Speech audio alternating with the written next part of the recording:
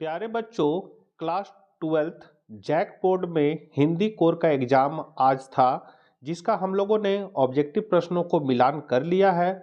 बहुत सारे बच्चे कमेंट करके बता रहे हैं कि उनका 30 में 25 आया है, किसी का 27 आया है, किसी का 21 आया है। उन सभी को बहुत बहुत शुभकामनाएं। आप लोग ज़रा भी निराश ना हो, और आप लोगों ने बहुत अच्छा किया है। आगे भी एग्जाम में आप अच्छा करेंगे। हम लोग हिंदी कोर ऑब्जेक्टिव प्रश्नों का मिलान कर लिए थे। इस वीडियो में हम लोग सब्जेक्टिव प्रश्नों के उत्तर को भी देख लेंगे। 11th के बच्चे ध्यान से देखेंगे। सारे जो प्रश्न आए हैं वो आपका क्वेश्चन बैंक से आया है, जो ऑफिशियल जारी किया गया था, जिसको मैंने बताया था। तो उसी से सारे क्वेश्चन आपका आ रहे हैं, तो उसको जरूर आप लोग पढ़ लीजिएगा। तो यहाँ 31 नंबर क्वेश्चन है, बच्चे किस बात की आशा में नीड़ों से झांके होंगे।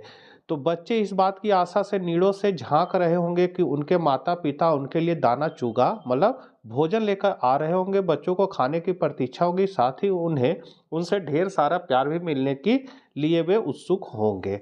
33 है, रोमांचित शरीर का संगीत का जीवन के लय से क्या संबंध है। बच्चों, ये आंसर मैंने नहीं तैयार किया है, ये ऑफिशियल ही आंसर दिया गया, उसी को मैं आपको बता रहा हूँ। जब कोई व्यक्ति किसी काम को पूरी तरह निमग्न हो जाता है, तब उससे उत्पन्न खुशी और उत्साह रोमांच में बदल जाता है, और उस रोमांच के कारण उस काम में एक लय आ जाती है। उस रोमांचित क्षण में वह लय एक संगीत की तरह अतीव आनंददायक लगती है, अतएव शरीर का संगीत रोमांच से संबंध रखता है।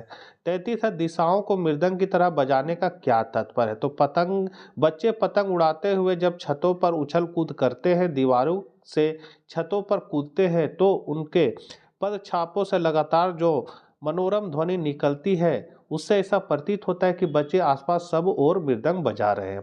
बाजार का जादू चढ़ाने और उतरने पर मनुष्य पर क्या क्या असर पड़ता है।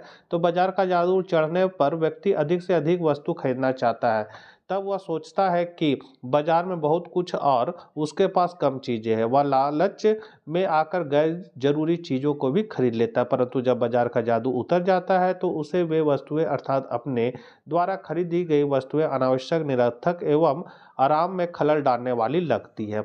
जीजी ने इंद्रसेना पर पानी फेंके जाने को किस तरह से सही ठहराया। तो जीजी ने लेखक को बताया कि देवता से कुछ मांगे जाने से पहले उसे कुछ चढ़ाना पड़ता है। किसान भी 30-40 मन गेहूं पाने के लिए पहले 5-6 सेर गेहूं की बुआई करता है। इंद्रसेना पर भी यही बात लागू होती है। इंद्र वर्षा के देवता है। इंद्रसेना को पानी देने से इंद्र देवता प्रसन्न होते हैं और बदले में झमाझम वर्षा करते हैं। इस प्रकार से इंद्रसेना पर पानी फेंकना वर्षा जल की बुआई है। इस तरह पहले से कुछ त्याग करो, फिर उसका फल पाने की आशा करो। कहानी के किस किस मोड़ पर लुट्टन के जीवन में क्या क्या परिवर्तन आए। तो कहानी में लुट्टन के जीवन में निम्नलिखित परिवर्तन आए। बचपन में माता पिता की मृत्यु होगी, तब उनका पालन पोषण विधवा सास ने किया। शादी बचपन में हो गई थी। श्यामनगर के दंगल में पंजाब के नामी पहलवान चांद सिंह को पछाड़कर राज दरबार क्लास आश्रम पाया। लुट्टन के दोनों बेटों भी पहलवानी के क्षेत्र में उतरे। राजा की मृत्यु के बाद राजकुमार ने लुट्टन को राज दरबार से हटा दिया। तब वह अपने गांव लौट आया। गांव में महामारी फैलने पर दोनों पितरों की मृत्यु हो गई। कुछ दिनों पश्चात लुट्टन की भी मृत्यु हो गई। शिरीष के पुष्प को शीत पुष्प क्यों कहा जाता है। तो शिरीष को पुष्प श्रेष्ठ मास में भयंकर धूप, गर्मी और लू आदि की स्थिति होने पर भी फूलता रहता है। यह अत्यंत कोमल मुलायम होता है। भयंकर गर्मी में अन्य पुष्प पत्र सूख जाते हैं, परंतु शिरीष पुष्प लहलहाता रहता है तथा तपन में भी ठंडा रहता है। इसी से इसे शीत पुष्प नाम दिया गया है। लेखक के मत से दास्ता की व्यापक परिभाषा क्या है। तो लेखक के अनुसार दास्ता केवल कानूनी पराधीनता को ही नहीं कहा जा सकता। दास्ता में कुछ व्यक्तियों को दूसरे व्यक्ति लोगों के द्वारा निर्धारित व्यवहार एवं कर्तव्यों का पालन करने के लिए विवश होना पड़ता है। इसमें कुछ लोगों को अपनी इच्छा के विरुद्ध पेशा अपनाना पड़ता है तथा व्यवसाय चयन की स्वतंत्रता नहीं रहती है। भक्तिन द्वारा शास्त्र के प्रश्न को सुविधा से सुलझा लेने का क्या उदाहरण लेखिका ने दिया। तो शास्त्र के प्रश्नों को भी भक्तिन अपनी सुविधा अनुसार सुलझा लेती है। वह सिर मंडाए रखती थी। यह लेखिका को अच्छा नहीं लगता था। जब लेखिका भक्तिन को ऐसा करने से रोका तो उसने अपनी बात ऊपर रखते हुए कहा कि शास्त्र में यही लिखा है। जब लेखिका ने पूछा कि क्या लिखा है, उसने तुरंत उत्तर दिया, तीरथ गए मुड़ाए सिद्ध। यह बात किस शास्त्र में लिखी गई है, इसका ज्ञान भक्तिन को नहीं था। जबकि लेखिका जानती थी कि यह कथन किसी व्यक्ति का नहीं है, ना ही किसी शास्त्र का। अतः वह भक्तिन का चूड़ा कर्म हर बृहस्पतिवार को होने से लेखिका नहीं रोक सकी और यथाविधि निष्पत्र होता रहा। कवि बादलों को किस रूप में देखता है? तो कवि सूर्यकांत त्रिपाठी निराला ने बादल राग कविता के अंतर्गत बादलों को क्रांति के प्रतिनिधि के रूप में रखा है।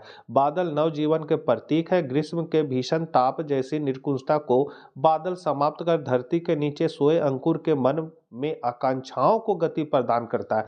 बादल का यह रूप परंपरागत काव्य प्रवृत्ति से पूर्णतः अलग है। पानी दे गुड़धानी दे, मेघों से पानी के साथ साथ गुड़धानी की मांग क्यों की जा रही है? तो गुड़धानी अनाज और गुड़ के मिश्रण को कहते हैं। यहाँ पर गुड़धानी से तात्पर्य अच्छी फसल से है। हमारी अर्थव्यवस्था, थोड़ा सा स्पेलिंग मिस्टेक है बच्चों, हमारी अर्थव्यवस्था कृषि पर आधारित है। इस कारण जब अच्छी वर्षा होगी तभी अच्छी फसल भी होगी। इसलिए पानी के साथ गुड़धानी की मांग की जा रही है। यहाँ गुड़धानी प्रसन्नता और खुशहाली का प्रतीक भी है। लुट्टन पहलवान ने ऐसा क्यों कहा होगा कि मेरा गुरु कोई पहलवान नहीं, यही ढोल है? तो लुट्टन ने किसी गुरु से कुश्ती के दाव पेच नहीं सीखे थे। उसे प्रेरणा मिलती थी तो केवल ढोलक की आवाज़ से। ढोलक की हर ताल पर उसकी नसें उत्तेजित होती थी और तन बदन कुश्ती के लिए मचल उठता था। श्यामनगर के मेले में भी उसने चांद सिंह को ढोलक की आवाज़ से ही हराया था। इसलिए कुश्ती जीतने के बाद उसने ढोलक को प्रणाम किया और वह ढोल को ही अपना गुरु मानने लगा।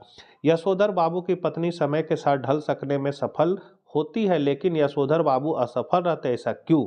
तो यशोधर बाबू एक दफ्तर में सेक्शन ऑफिसर के पद पर कार्यरत थे। बचपन में ही माता पिता के देहांत हो जाने के वजह से यशोधर बाबू जिम्मेदारियों के बोझ में दब गए थे। यशोधर बाबू ने मैट्रिक पास करने के बाद नौकरी की खोज में किशन दा के यहाँ रहते हुए मेस का रसोइया बनकर काम किया। यशोधर बाबू घोर संस्कारी किशन दा को अपना आदर्श मानते। यही कारण है कि उनके विचारों में किशन दा के विचारों की गहरी छाप थी। वे सदैव पुराने ख्यालों वाले लोगों के बीच रहे पले बढ़े, जिसके कारण उन्हें आधुनिकता के विचार बड़े ही असहनीय लगते थे। अतः वे परंपराओं को चाहकर भी नहीं छोड़ पाते।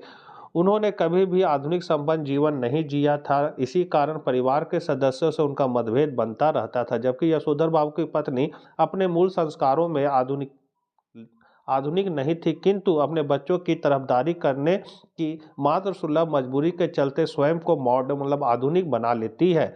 विवाह के बाद उसे संयुक्त परिवार के कठोर नियमों का निर्वहन करना पड़ता है, इसलिए वह अपने बच्चों के आधुनिक दृष्टिकोण से जल्दी ही प्रभावित हो गई। वे बेटे के कहने के अनुसार नए कपड़े पहनती है और बेटों के किसी भी मामले में दखल नहीं देती। यशोधर बाबू की पत्नी समय के साथ परिवर्तित हो जाती है, लेकिन यशोधर बाबू किशन दा के संस्कारों और परंपराओं से जुड़े होने के कारण स्वयं को कभी भी समय के साथ बदलने की चेष्टा नहीं किए। वे बदलते समय को समझते तो हैं, किंतु पूरे मन से स्वीकार न कर पाने के कारण असफल रहते हैं।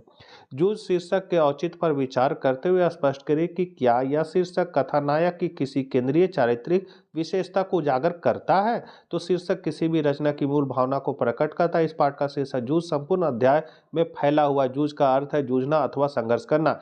इससे कथानायक आनंद ने विद्यालय जाने के लिए एक अतिशय संघर्ष किया है। इस कहानी के कथानायक आनंद में संघर्ष का भाव भरा है। उसके पिता उसे विद्यालय जाने से मना कर देते हैं। इसके बाद भी कथानायक मां को अपने पक्ष में लेकर दत्ताजी राव देसाई सरकार की सहायता लेता है। वह देसाई सरकार वह अपने पिता के सामने अपना पक्ष रखता है तथा अपने ऊपर लगे आरोपों का उत्तर देता है। आगे बढ़ने के लिए वह हर कठिन शर्त मानता है। विद्यालय में भी वह नए माहौल में ढलने, कविता रचने आदि के संघर्ष करता है। अतः यह शीर्षक सर्वथा उचित है तथा कथानायक की केंद्रीय चारित्रिक विशेषता को उजागर करता है।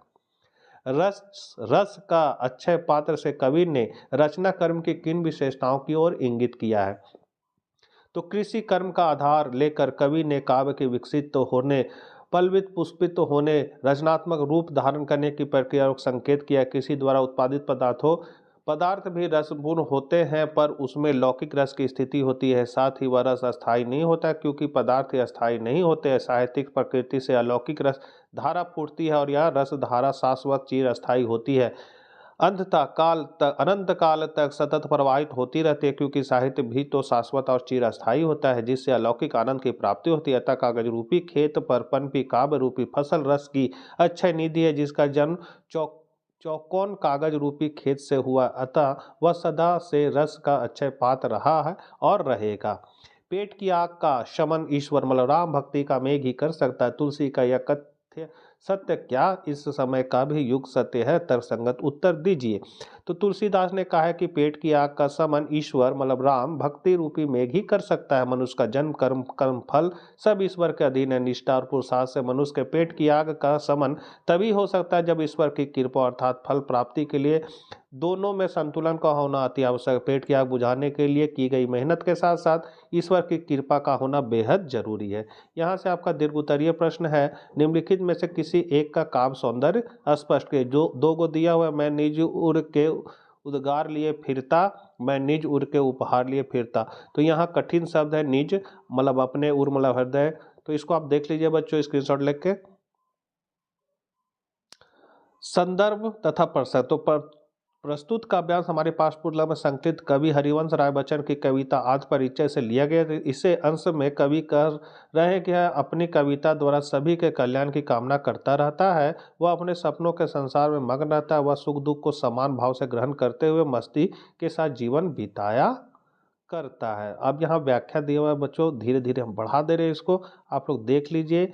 ये जो आंसर है मैंने अपने से नहीं बनाया है, ये ऑफिशियल दिया गया है जो आपको बता रहा हूँ।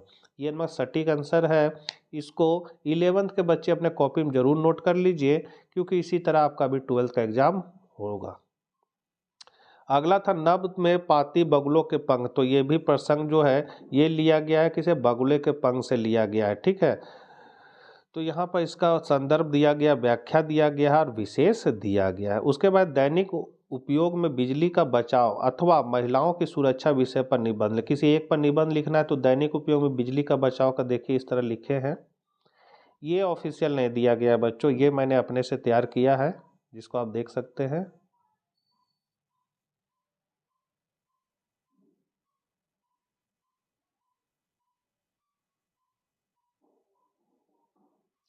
बिजली के कैसे बचाव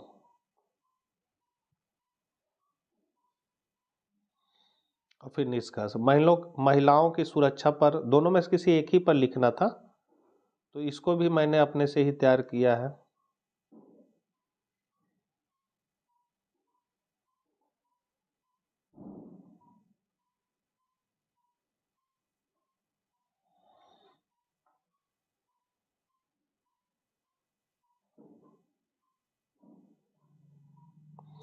कवितावली में उद्रव छंदों के आधार पर स्पष्ट करके तुलसीदास को अपने युग की आती विषमता की अच्छी समझ, ये ऑफिशियल दिया गया है बच्चों ये आंसर। तो इसको आप लोग देख लीजिए, क्योंकि वीडियो अब लंबा हो रहा है। जहां पर दान रहता है वहीं नादान भी होते हैं, कवि ने ऐसा क्यों कहा है? तो इसका भी आंसर ऑफिशियल ही दिया गया है बच्चों, इसको भी आप देख सकते हैं। और लास्ट क्वेश्चन है, उड़ने और खिलने का कविता से क्या संबंध है? ये भी आपका ऑफिशियल ही ये आंसर दिया गया है। अच्छा, एक और क्वेश्चन है, इसको देख लीजिए बच्चों। और लास्ट क्वेश्चन, हृदय की कोमलता को बचाने के लिए व्यवहार की कठोरता भी कभी कभी जरूरी हो जाती है। तो ये भी आंसर ऑफिशियल ही दिया गया है। तो आशा करते हैं वीडियो आपके लिए उपयोगी साबित होगा। मिलते हैं नेक्स्ट वीडियो के साथ। जय हिंद, जय भारत।